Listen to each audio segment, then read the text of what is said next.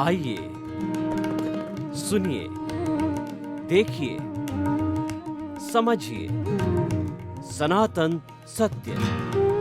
जैसी दृष्टि वैसी सृष्टि, दृष्टि विज्ञान। कुदरत, कुदरती रचना एवं कुदरत के कानून से शाश्वत सुख की प्राप्ति। जोधपुर के परम पूज्य महात्मा उपासक प्रोफेसर डॉक्टर सोहन राज तातेड़ के निर्देशन में सनातन सत्य। जैसी दृष्टि वैसी सृष्टि, दृष्टि विज्ञान।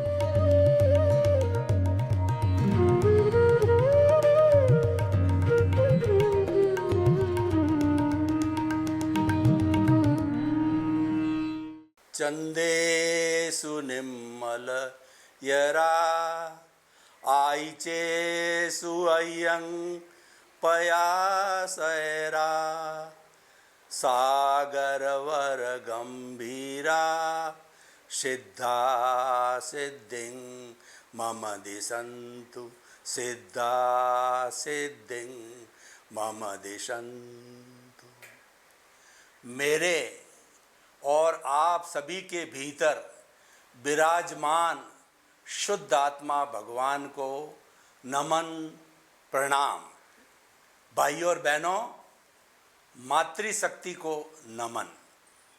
सनातन सत्य यह कार्यक्रम हम आपको क्यों प्रस्तुत करना चाहते हैं, इसके लिए मैं बताना चाहता हूं कि मानव जीवन के अंदर चार चीज़ें अत्यंत दुर्लभ है। मानव जीवन का मिलना, ईश्वर की वाणी सुनने का अवसर मिलना, ईश्वर की वाणी में श्रद्धा होना और ईश्वर की वाणी को आत्मसात करना। और जिसने ये चारों ही प्राप्त कर लिए हैं उसका जीवन सफल है। मानव जीवन दुर्लभ क्यों कहा गया है? क्योंकि मनुष्य ही एक ऐसा प्राणी है जो संपूर्ण ज्ञान को प्राप्त कर सकता है।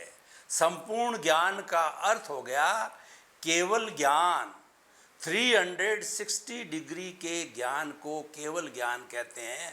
और जब यह ज्ञान कोई भी इस औदारिक शरीर वाला मनुष्य प्राप्त कर लेता है तो इस औदारिक शरीर के अंदर वह स्वतः ही भगवान ईश्वर परमात्मा बन जाता है। मनुष्य ही एक ऐसा प्राणी है जो कि परमात्मा बन सकता है, क्योंकि हमारे भीतर जो आत्मा विराजमान है उसमें परमात्मा बनने की अर्हता है।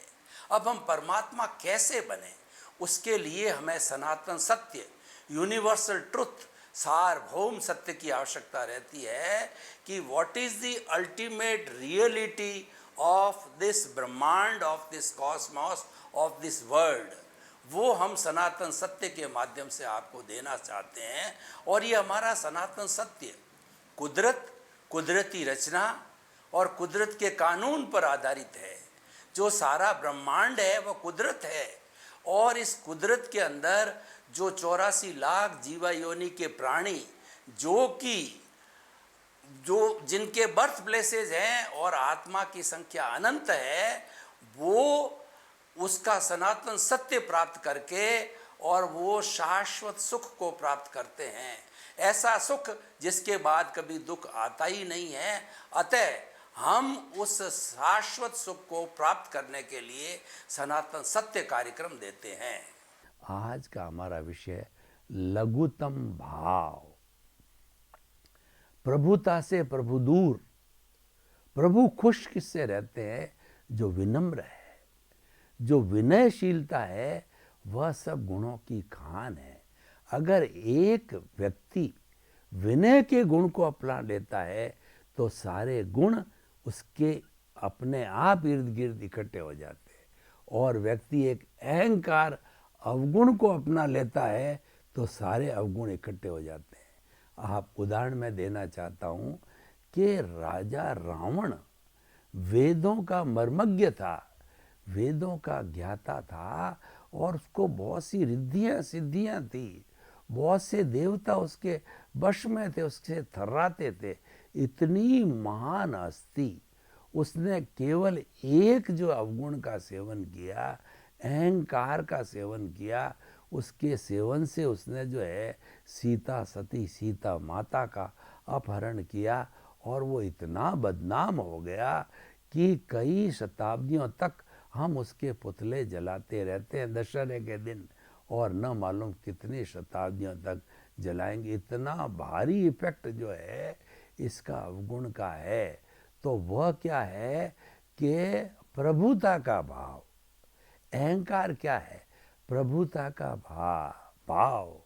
मैं बड़ा, मैं इतना बड़ा पॉलिटिशियन, मैं इतना बड़ा लेखक, मैं इतना बड़ा कैमरामैन, और मैं इतना बड़ा आचार्य, और मैं इतना बड़ा जो व्यक्ति, इतना बड़ा कुबेरपति। अरे भाई, इतना बड़ा तो क्या है, सबसे बड़ा तो ईश्वर है। मैं आपको एक घटना बताता हूँ। एक चक्रवर्ती राजा हुए जो 6 खंड के राजा होते हैं। तो उन चक्रवर्ती राजा के मन में आया कि जहाँ पर सब चक्रवर्तियों की तख्तियाँ लगी हुई है कि कौन कौन हुए मंदिर के अंदर, तो उस जो है मेरी भी नाम की तख्ती ले जाऊं। तो वो अपने नाम की मकराने की प्लेट बना करके ले गया फला चक्रवर्ती। तो वहाँ जाके उसने देखा कि मेरी नेम प्लेट लगाने के लिए जगह ही नहीं है। इतने चक्रवर्ती पहले हो गए, तब वो घमंड कर रहा था कि मेरे जैसा चक्रवर्ती, मेरे जैसा कोई है क्या। तो ये सारा भाव प्रभुता का है, अहंकार का है। और प्रभुता से प्रभु हमेशा दूर रहते हैं भगवान। तो क्या करें? इसकी प्रतिरोधात्मक शक्ति है लघुतम भाव। अगर आपको शाश्वत सुख चाहिए, ब्लिस चाहिए, बड़ा बनना है, तो आप भीतर एक भावना करो अपने आप में, बाहर बताने की जरूरत नहीं है। लघुतम भाव तो आपकी जबान पे जो झलकेगा, आपकी आँखों में झलकेगा, आपकी बॉडी लैंग्वेज में झलकेगा, आपके व्यवहार में झलकेगा। आपको लघुतम भाव क्या करना है कि 7.8 अरब की जो विश्व में जनसंख्या है, उससे छोटा व्यक्ति मैं हूँ, सबसे छोटा मैं हूँ। जब आपने अपने आप को छोटा मान लिया तो फिर अहंकार कहाँ से आएगा?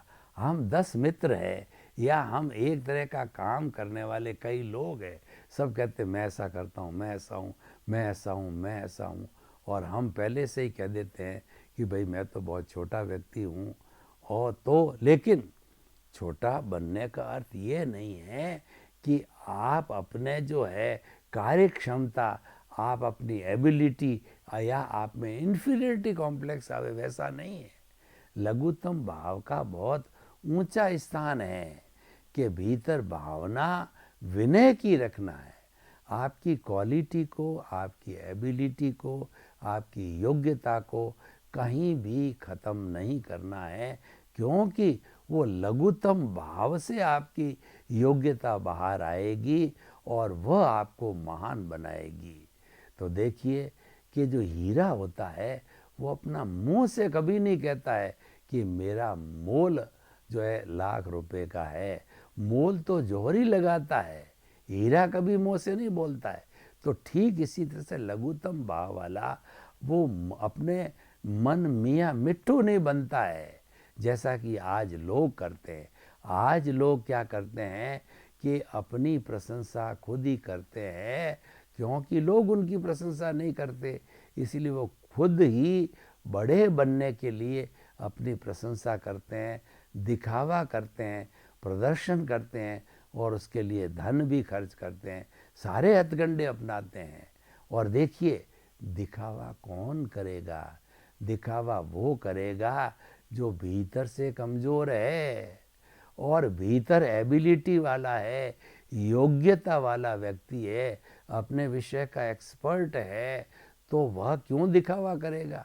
वो तो जो ही उसने प्रदर्शन किया अपने काम का, तो लोगों ने कहा यार एक्सीलेंट, इतना बड़ा व्यक्ति है।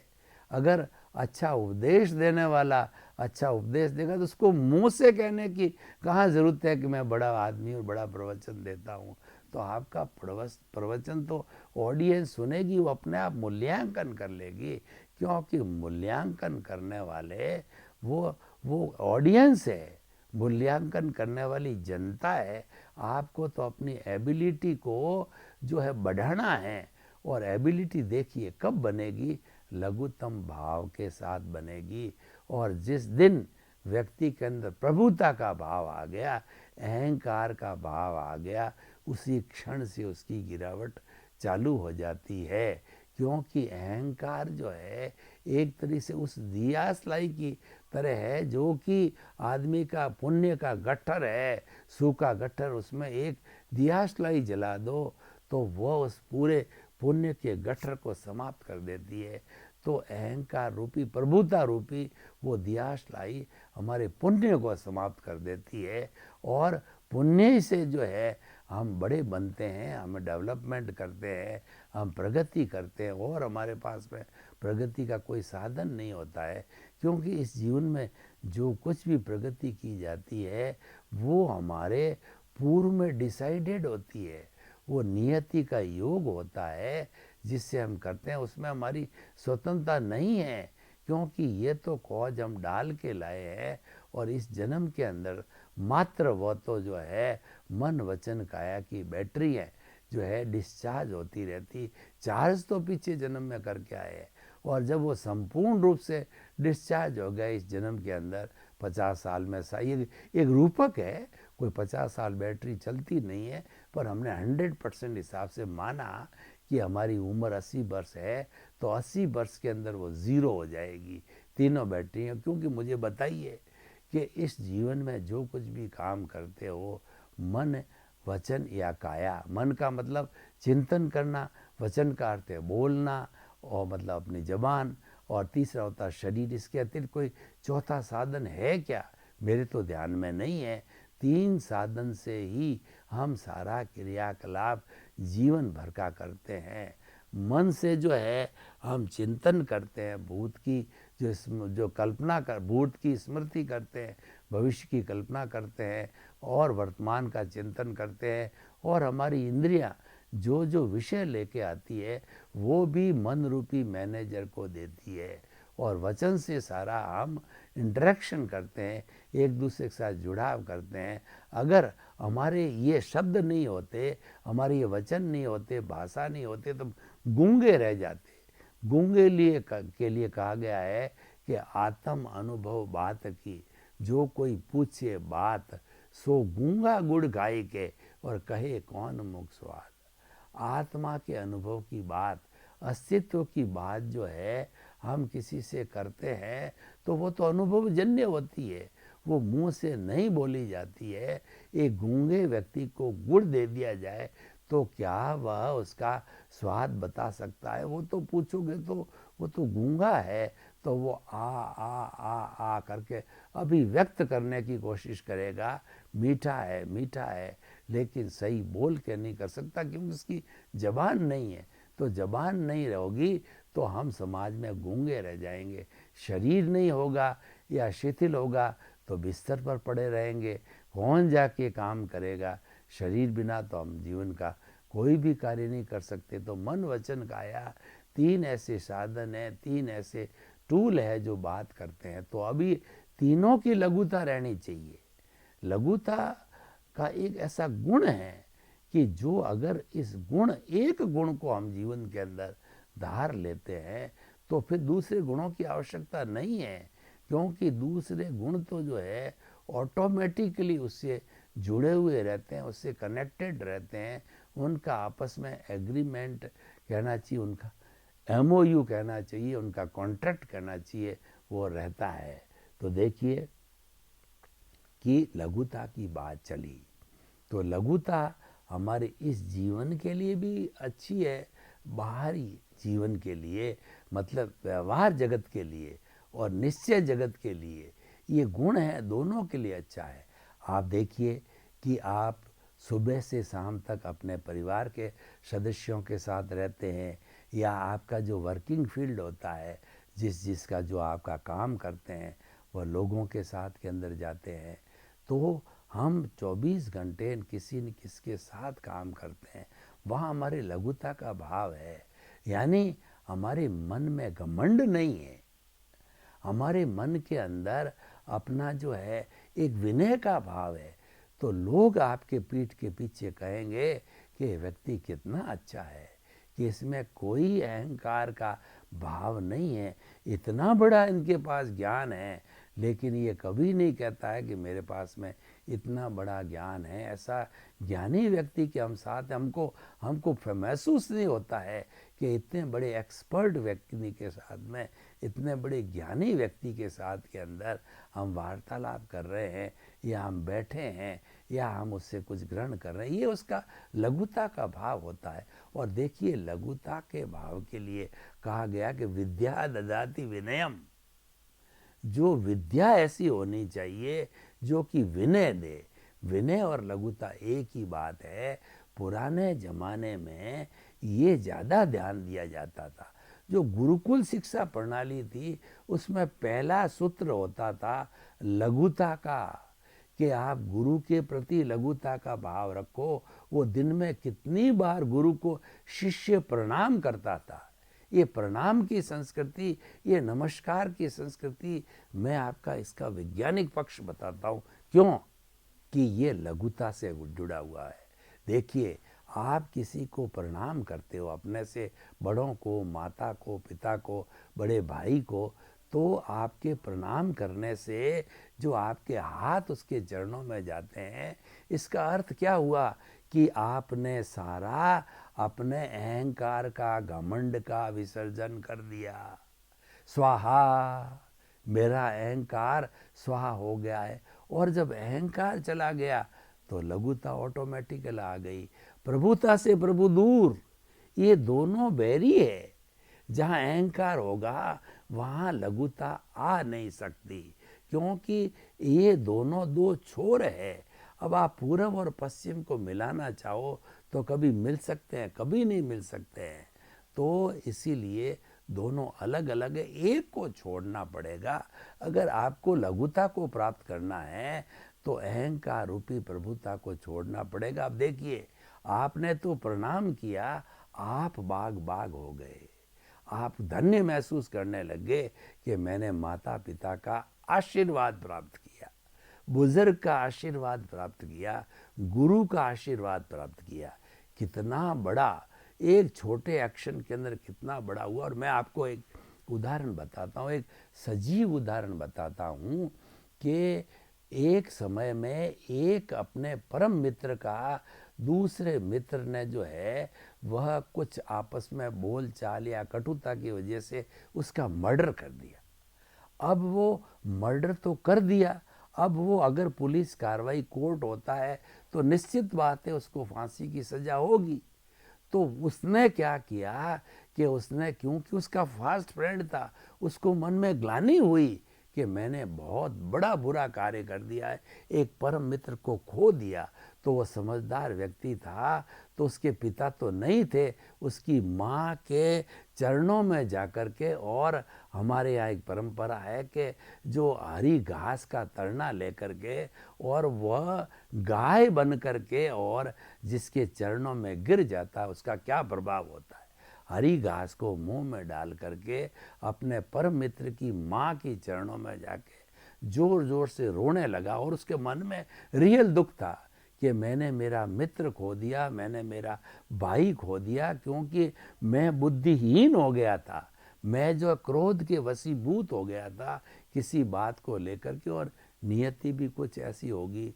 तो माँ को गिड़गिड़ाया कि हे माँ, मैं तेरे को, मेरी माँ है ही तू, और तेरा हमेशा भरण पोषण करूँगा, क्योंकि तेरा बेटा चला गया है, मुझे माफ़ कर, माफ़ कर।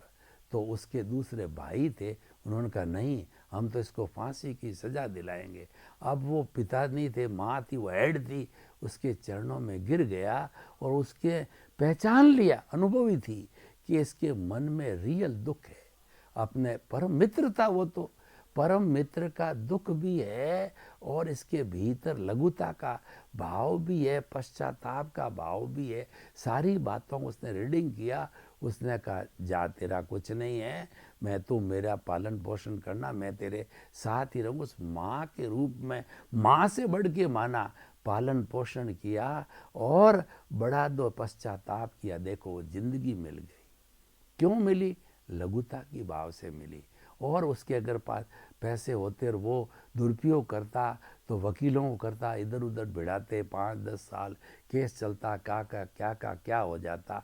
तो इसीलिए लघुता का भाव क्या है, मैं आपको एक बहुत बड़ा सॉल्यूशन देना चाहता हूँ। इतनी बड़ी गलती का सॉल्यूशन कितना जल्दी निकला।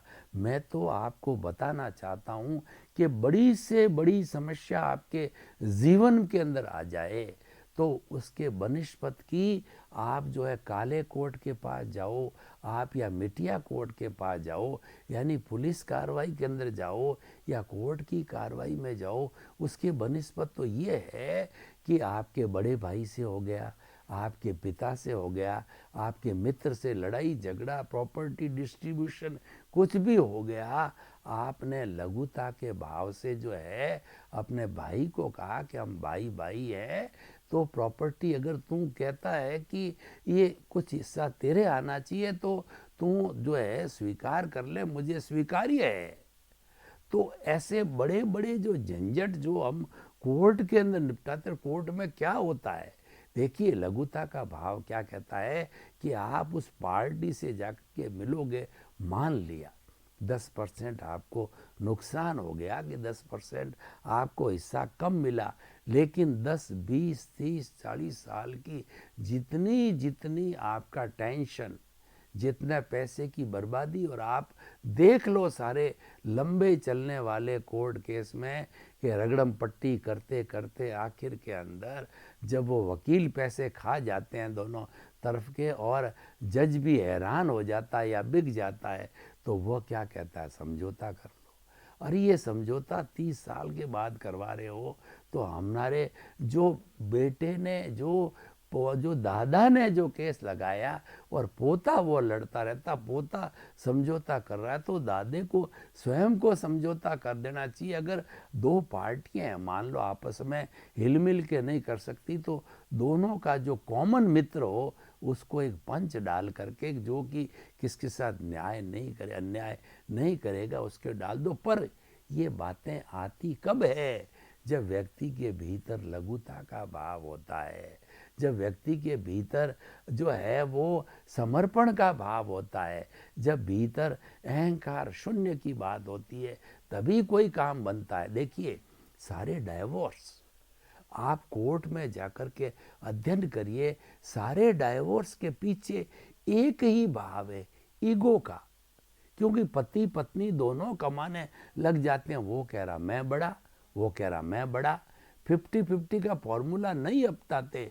जबकि हमारी भारतीय संस्कृति ने ब्याह शादी जो 7 फेरे देते हैं, एक 50-50 का एग्रीमेंट कराते हैं कि 50% रिस्पेक्ट दोगे, 50% लोगे, 50% सुख दुख के भागीदार हो, और तुम 7 जन्मों का तुम्हारा फेरा है, 7 जन्म 7 जो है उनको शपथ दिलाई जाती है। सबका मतलब यही है आपस में प्रेम से रहोगे। तो जो कबीरदास जी ने कितना सुंदर कहा लघुता से कि पोथी पढ़ पढ़ जग मुआर पंडित भयानक होए, ढाई आखर प्रेम का और पढ़े सो पंडित होए।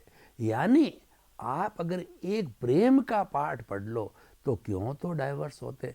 मैं मेरी बात बताऊं, 57 वर्ष हो गए शादी हुए और मेरी पत्नी तो सिर्फ 5वीं पढ़ी, पहले बच्चियों को पढ़ाते नहीं थे और मैं तो इंजीनियर बना, उसके बाद के अंदर जो वाइस चांसलर बना और बड़े बड़े गवर्नर पद तक गया, सारी बातें हुई, साधक भी बना, और अब जो कुछ भी हूँ आपके सामने है उपदेशक के रूप में। और तो हम जो है 57 वर्ष में कभी ऐसा हमको लगता है दोनों को आज भी कि 57 दिन हुए, 57 दिन ही हुए हैं, जबकि ये डाइवोर्स होते हैं तो बड़ा अचंभा आता है हमारे को, अरे भाई ये इतनी सुंदर परंपरा बनी है और फिर आप डाइवोर्स जैसी स्थिति क्यों पैदा करते हो? करोड़ों रुपए माता पिता खर्च करते हैं और माता पिता के कितने अरमान हैं, सब अरमानों को मिट्टी में मिलाते हो और करोड़ों रुपए सारे बेकार, अरमान बेकार। और कैसा आज वो घर बैठी है, आज वो डाइवोर्स हो गया, आज कोर्ट में लगा दिया। अरे भाई ऐसा क्यों है? इसका सबका कारण अहंकार। एक ही कारण है दुनिया में, एक ही बीमारी है कि वो टकराव है। वो टकराव टालिए, ये हम आज के इस एपिसोड्स के माध्यम से करते हैं कि जो नमता है वो जो है वो पाता है। आप ये क्यों नहीं समझते हो कि इतने मीठे मीठे जो है सेब के फल जब बहुत ज़्यादा लग जाते हैं पेड़ पे वो झुकता है, और खजूर का पेड़ होता है छोटे छोटे लगते हैं, वो अकड़ता है ऊपर जाता है, और अकड़ने वाला टूटता है और नम्र होने वाला झुकता है।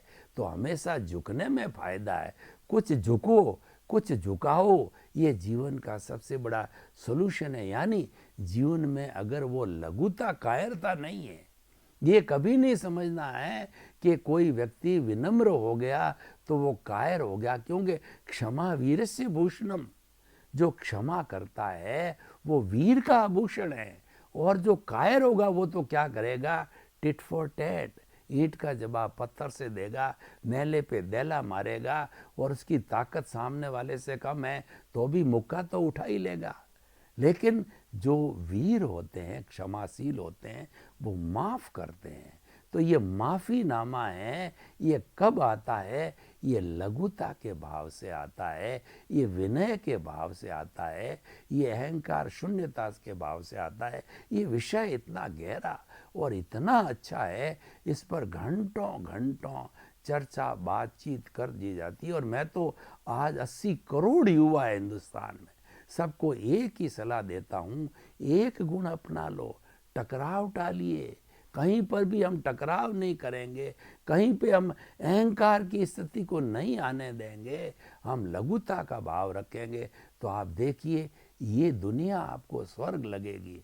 और आपको लोग है पलकों पर बिठा देंगे, आप जो पूजनीय हो जाएंगे। बड़े बड़े लोगों को देखो, स्वामी रामकृष्ण परमहंस, विवेकानंद, दयानंद सरस्वती, और जो हमारे बड़े बड़े लोग जितने हिंदुस्तान में हुए हैं वो इतने महान थे।